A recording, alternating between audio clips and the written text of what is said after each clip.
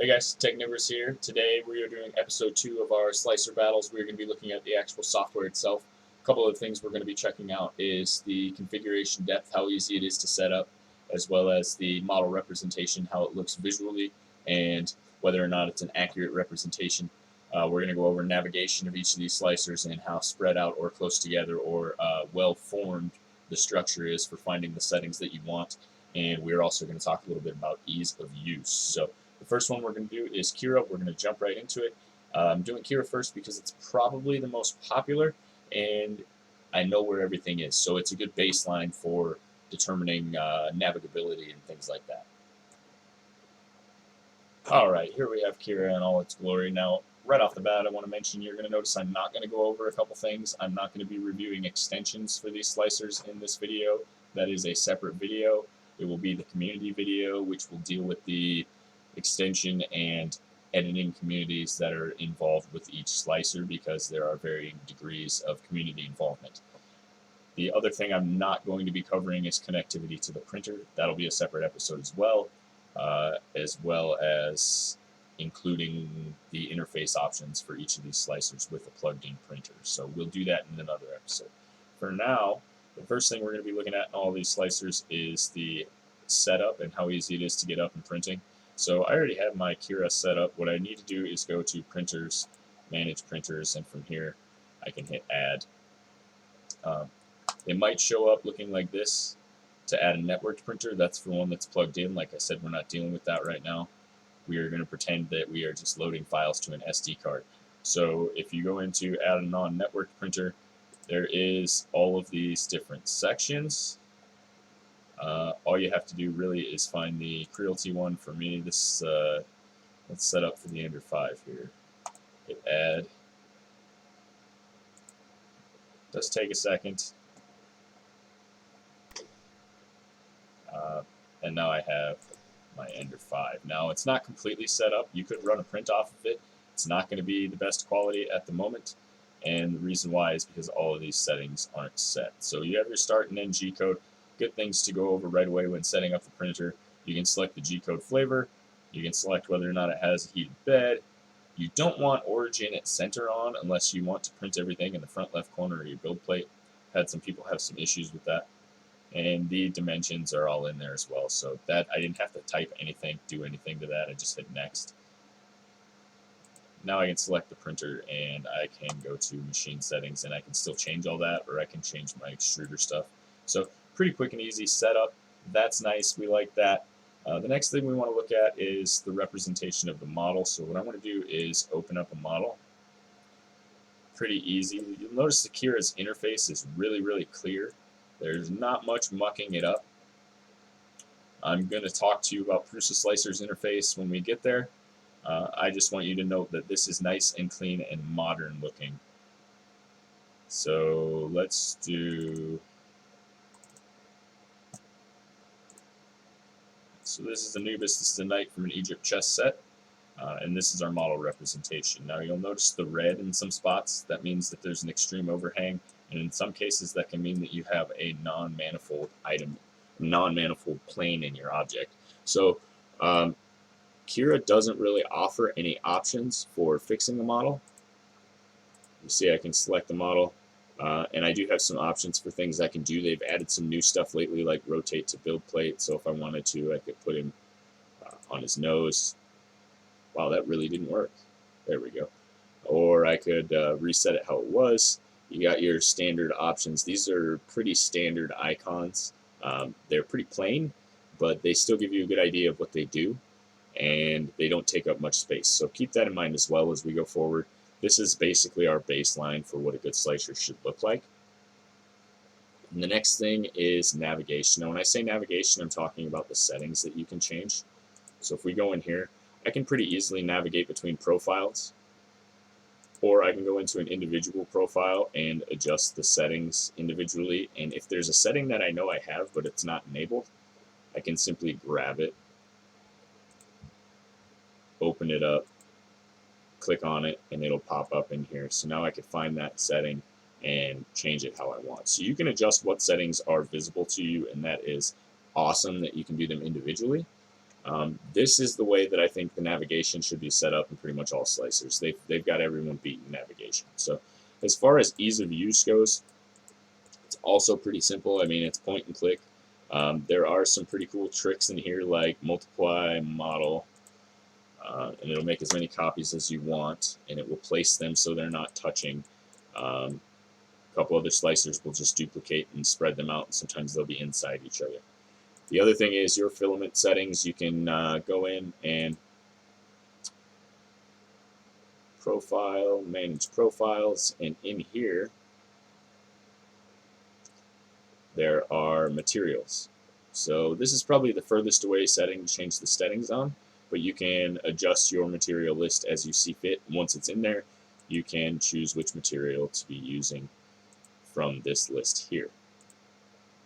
So everything is accessible in this single view. There are no tabs or anything like that. Some of the things you do have to open the settings box for, but that's fine because it's all listed under settings. So pretty easy navigation. Keira is pretty good as far as interfacing options and software for the 4 things we're looking at today: configuration, depth, model representation, navigation, and ease of use. Keira is going to get a 5 out of 5 because it nails all of those things and it looks good doing it. So that's going to be it for Keira. We're going to move on to the next slicer, which will be prusaslicer, because I want to contrast and compare some of the things that make people dislike prusaslicer compared to Keira. And most of it is honestly visual, but there are some navigation things as well. Alright, so welcome to prusaslicer. If you haven't seen it before, you missed our last video. This is what it looks like. As you can see, the build plate looks pretty nice. I'm not going to get into any of this mess here just now, but we'll talk about that in a second. We're going to go to configuration, hit the configuration wizard, because this is one of the best parts about prusaslicer, is that it is a very in-depth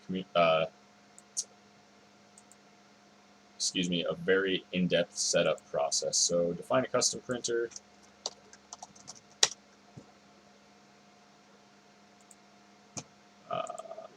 Also choose the, and this goes through step by step, which I like. So the bed shape is square, 220 by, 220.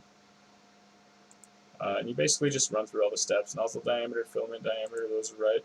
Temperatures, extrusion temperature. Now, see, you set this here, and you can go in and change it later, but it's a little bit not difficult to find. It's just a pain, because in the other slicers, it's right here on the side. You can just click it and change it. In this one, you have to change it per the filament, not in the actual main view. So basically, automatic updates, that's fine. Okay, so now we're set up here. And you can see they have these are pretty clean icons too. Sometimes I find them a little bit disorienting. They're a little bit too plain. It's just a box and an arrow for each one. So you get the idea of what each one does and stuff like that, but it's just a little on the plain side. They do, however, have these other options up here, this toolbar, which is nice. Let's talk about the tabs. I hate the tabs. If I want to go into filament settings and change something, you know, I got to go through all of these different filament settings, and what's active and what isn't is determined by what you have clicked up here. So you can't turn on and off individual settings. You can turn on and off settings based on their difficulty, I guess you would say. And then printer settings. See, I'm in here in the platter, and it says nothing about temperature. The only thing I can set here is infill and brim. So this is like pretty Windows 2000-y. I think that you could still do a nice clean interface without it looking like something that came from Windows 2000, basically. This, however, the build plate itself is actually really nice graphically, and you'll see when I bring in a model and when I slice it that they are actually pretty darn clean. So let's see. We were doing the night. Okay, and here you have it.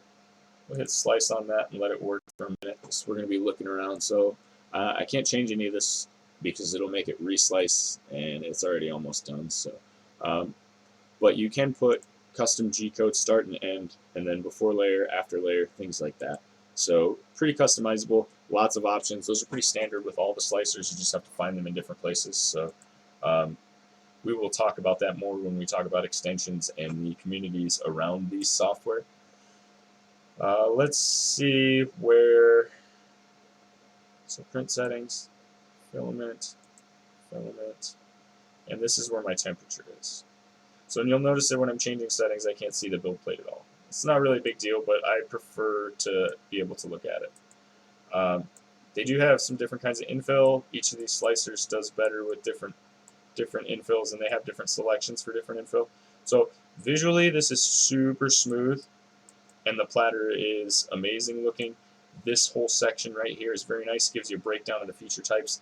That's great too.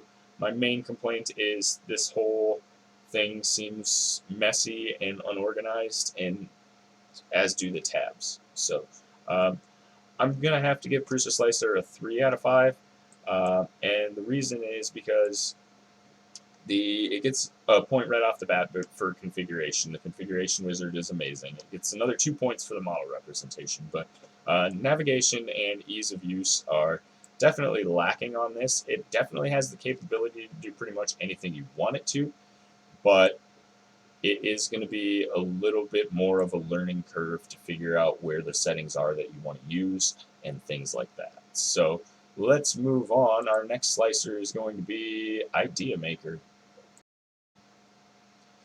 And here it is, ideamaker. Now, there are things about this slicer in particular that make me want to say that it is kind of, I don't want to say childish or a kiddie, but this would be the one that I would encourage my daughter to use, I think. Very easy to navigate because of the buttons here. The settings are pretty much all in the same place like Keira, but sometimes they seem a little disorganized as well. So not sure we're going to give them a full point for navigability here, but let's go in and check out how to set up a printer. So printer, configuration wizard. Basically, they have a ton of different printers in here. The Ender 3 is in there. There is a section for others, but this is going to be extruder count, heated bed, and then primary extruder filament. You can pick something else. Let's pretend we're doing hips. And then it gives you the settings for these. You can go into the settings and change the diameter, density, price, flow rate, things like that, or a custom G-code for this. So it is pretty in-depth. The settings are just a little bit different. So we're going to add a model. And do the same one we've been doing.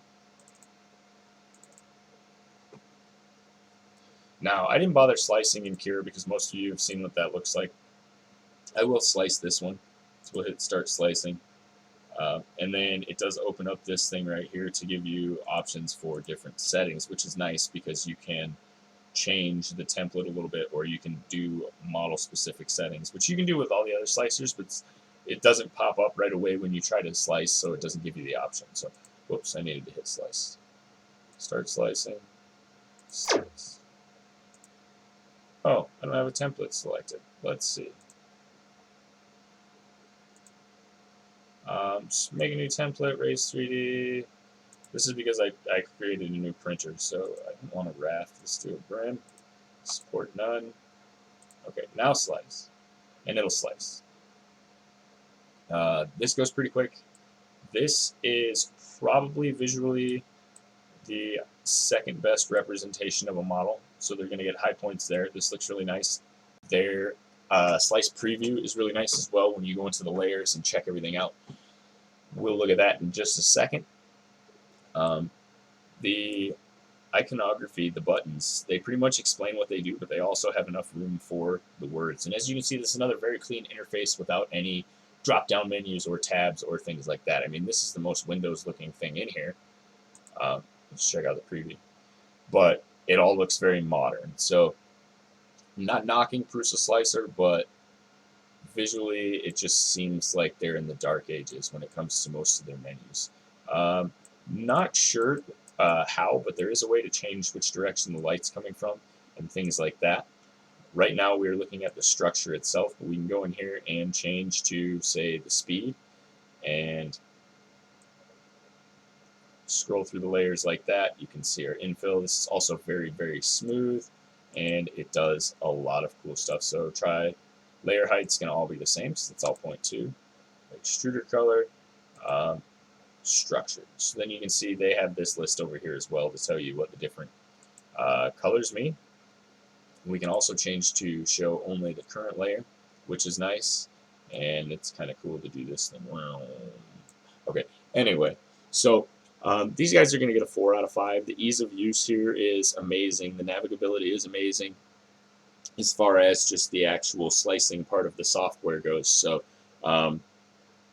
I hate to say that it's a visual thing that Prusa is losing points for, but honestly, when you have these other beautiful softwares that just work well, it doesn't seem like there's a reason to have everything so spread out like they do in prusaslicer. So not quite a 5 out of 5, 4 out of 5. We are going to move on to the next slicer now and check that out, and that is going to be the final one, which is matter control from Matter Hackers. Alright, so here's matter control. Might look really plain at the moment, but as a software developer, this is one of the most beautiful slicers I have seen so far. Not only the navigability and all of the options, but this is something very, very familiar to me. They still use a tab structure, but they modernized it and made it look good. It's not blocky, square, plain, hard on the eyes, high contrast. This is a dark mode, which I kind of like. You can easily go in here and change all the themes. Not going to get into all the extra options because, like I said, that's going to be another video. But basically what you're going to do is go in here and open a new tab just like you're in a modern web browser, or even better yet, this reminds me of a very Visual Studio-esque kind of thing. So you'll notice as soon as I open a new design, it says new design. I am presented with my options up here, but I'm also given these, and these are primitives that you can just drag and drop. Now, I did a video on this and I showed off some of this. We're going to go into this in the extra settings, and we will talk about the store, the library, and the other things as well. But for now, we're going to talk about our main stuff. So basically, I need to bring in a model, and you do this a little bit differently than in some of the other slicers. So we're going to go D.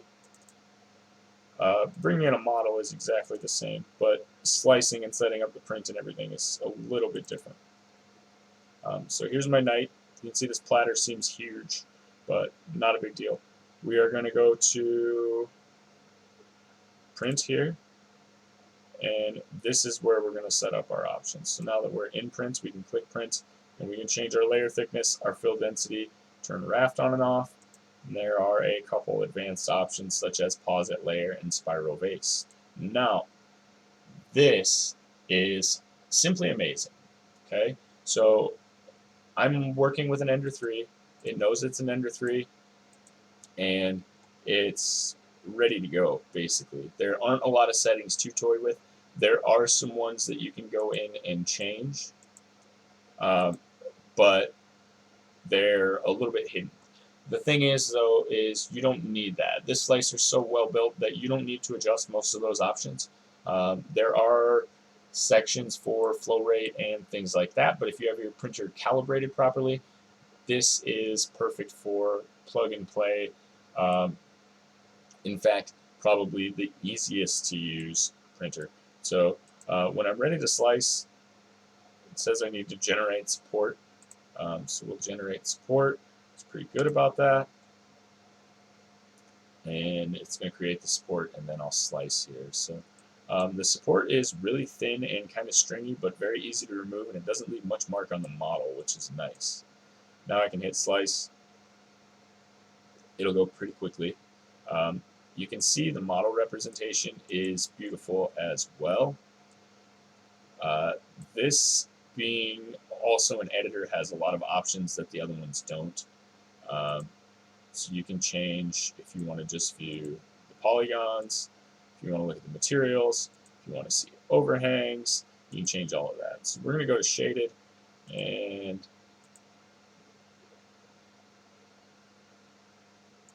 reset the view here.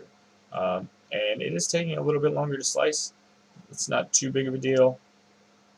I actually don't mind that it takes a little bit longer to slice because everything I've printed off of Matter Control has been gorgeous. I'm not sure if that has something to do with the G code that they're slicing. Um, but as far as print speed goes, it was the second fastest as well. So even though it takes a little longer to slice, your print time is going to be saved. So that's not too big of a deal. Now, if I go in here to hardware, you can see a couple more settings having to do with my Ender 3. And I can hit Ender 3, and that's open. And then I can also go in. I don't have. Oh, there we go. You hit plus, you can go in and add a new printer from this list. So this is pretty much how you set up their stuff. We're not going to sign in. This is, you can connect online because of the store and stuff. So there's lots of cool stuff in here. But let's see, Ender 3. All right, now we're all sliced up. And we can see the layers. The nice thing about this is it also gives you that projection of where the layers will be, but it's transparent. You can see it. We have all of these details over here and some settings for our preview mode. So this one also is going to get a 5 out of 5. Its navigability is super easy. The setup is a cinch, and you don't need to mess with most of the settings. The interface is beautiful, and everything is pretty much right where you need it. The only thing I would complain about this software is I would like to see a couple more settings options in here instead of having to go into my hardware section and edit them manually in the printer. But that said, this is probably one of my favorite new slicers. I mean, I just started using this guy and I've been using it. In fact, of all the other slicers I've tested, this is the only one that's actually replaced Keira for me on a regular basis. So we are going to continue our tests, but it is clear that we have another tie between Keira and Matter Control. So that is a big thumbs up for Matter Control. Keeping up with Keira is pretty hard to do. It is probably the first and foremost slicer that you can get for free. Now that we've come to the end of this video, and some people may feel like I've trashed on Prusa a little bit, I want you to understand that the Prusa slicer is amazing. It is extremely thorough, and it is extremely technical. So it is something that a professional would love, but probably not the best slicer for a hobbyist. So the reason I say that is because I would still take prusaslicer any day before paying for Simplify 3D, which I do have Simplify 3D. I've used it maybe 10 times just to give it a chance, and I can't stand it. So any 4 of these free slicers would be a better option than paying for that, and probably paying for each feature they release as they come out. What have we learned? Like I said earlier, the only thing you should really take away from this is that all of these slicers have different capabilities, and they're all unique. So while each of them have their pros and cons, and it seems like Keira and Matter Control are in the lead at the moment, each of them has their place. And I still really like prusaslicer, especially because of the technical aspect of it. You know, I just don't like digging through their interface to find the thing I want to change. So hopefully that'll get updated someday in the future. But right now, Keira and Matter Control are definitely on top. So stay tuned for the next 2 videos. We are going to be doing a comparison of their connectivity to the printer and seeing what commands we can throw at it, what kind of returns we get, things like that, as well as checking out their independent communities for making mods and extensions. So that should be pretty interesting. I will tell you, Matter Control does have a trick up their sleeve as far as being an editor as well as a slicer. So there are some things in there that are going to give it a slight advantage in the end, as well as Keira's lack of connectivity. But don't count prusaslicer out because it is very well supported and also has good connectivity when done correctly. So stay tuned for those videos, and don't forget to hit the subscribe button down below. If you haven't, guys, leave a like on this video. I definitely appreciate that. There's a bunch of affiliate links down below if you need parts for your printer. That always helps me out. I don't mind that one bit, as well as my Patreon link. So right now I'm going to show you a quick pop-up of my Patreon supporters, and we'll see you in the next video.